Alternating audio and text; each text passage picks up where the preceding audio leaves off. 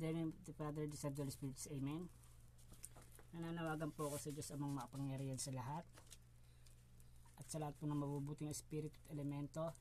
Nagamutin po natin, ihiling po natin si Ma'am Rosemary Babagay, si Sir Emiliano Casapaw Amboy, at si Ma'am Amelia Legaspi. Gamutin po natin sila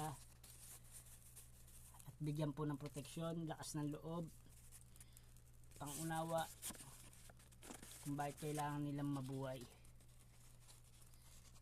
kung bakit kailangan palang gumaling.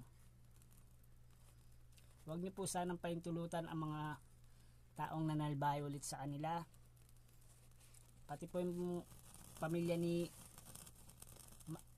Sir Emiliano Casapaw Amboy. Bigay nyo rin po ng proteksyon, bakuran para sa mga taong kinaiingitan sila. Sana po magamot pa ang cancer ni Ma'am Rosemary Babagay, breast cancer.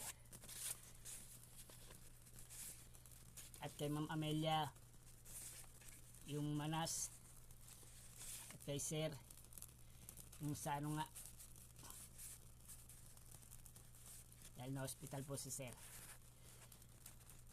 The name of the Father, the Son, the Holy Spirit. Amen.